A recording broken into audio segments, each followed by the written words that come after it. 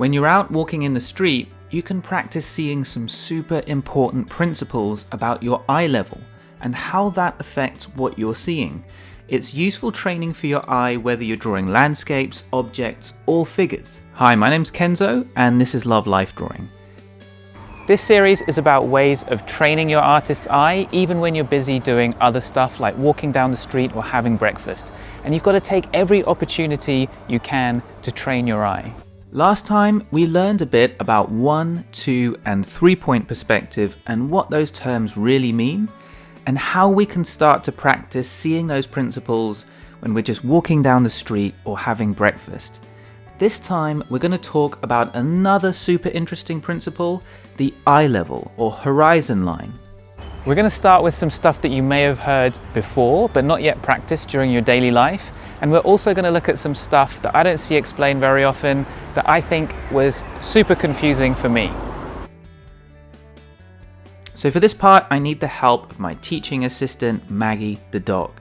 I've set the camera up at my eye level, so the camera is roughly seeing what I would be seeing if I was standing here. I'm going to walk away from the camera, so here's my eye line when I'm far away. It's roughly at the level of the horizon too, but we can't see the horizon here because there's all this stuff in the way. As I walk towards the camera, my eyes stay on that level. Things that are below that level, like my feet, move further from that line as I get closer to the camera, so I get bigger. And Maggie is shorter, so her eyes are below that level of the camera, so they're below the horizon or the eye level line, and they move further away from it as we get closer.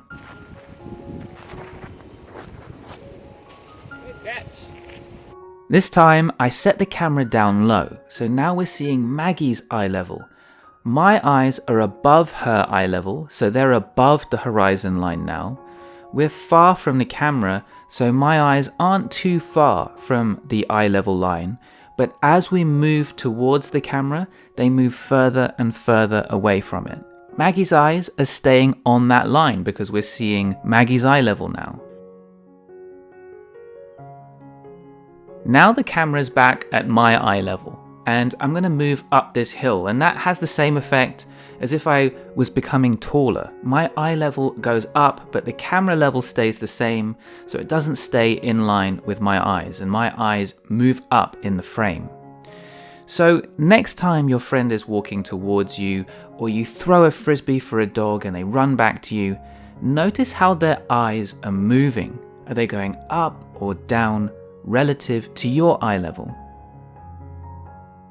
Remember when we looked at this street and noticed how all the lines, because they're pretty parallel, they all end up at the same vanishing point, and that was pretty much on the horizon line.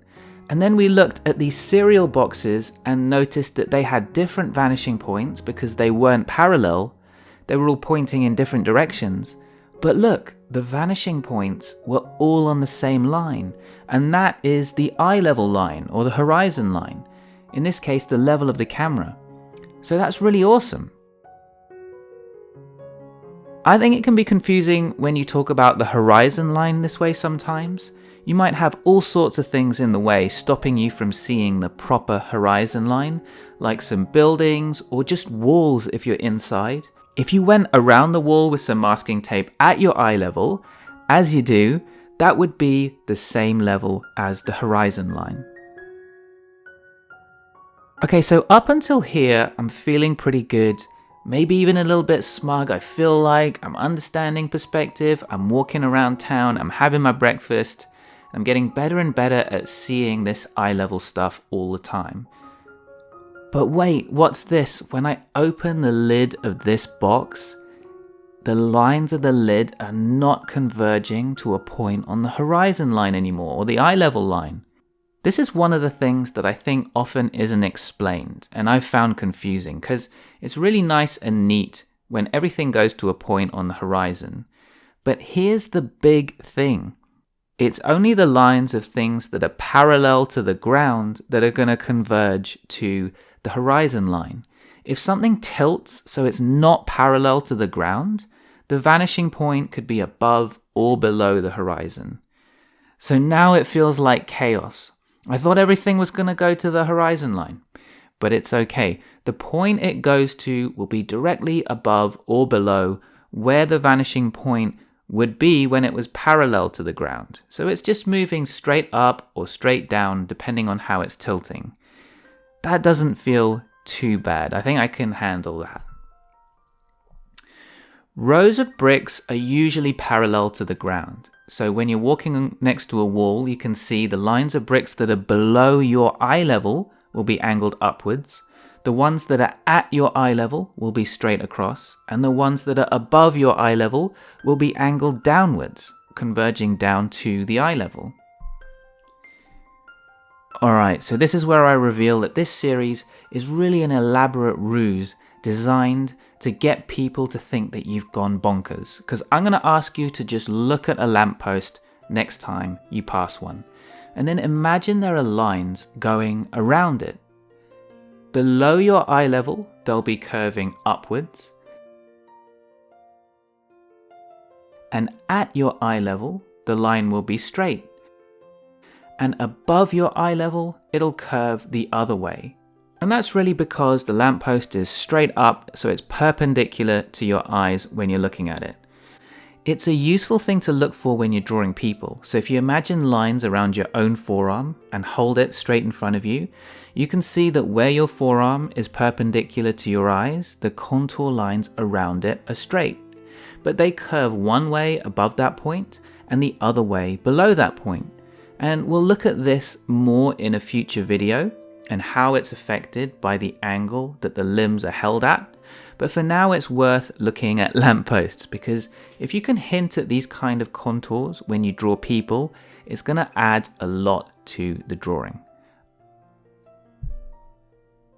So to end, I wanted to emphasize that it's really worth noticing these sorts of things during daily life with this quote from John Singer Sargent.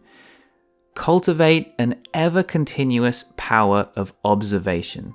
Wherever you are, be always ready to make slight notes of postures, groups, and incidents.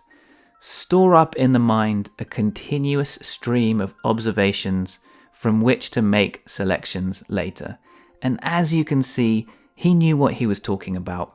What an amazing artist. So, I'm going to make more of these videos. I think the next one will be about noticing different types of light and shade when you're out and about. There's some suggested videos on the screen. Check one of them out and subscribe, because we're going to keep on making awesome videos.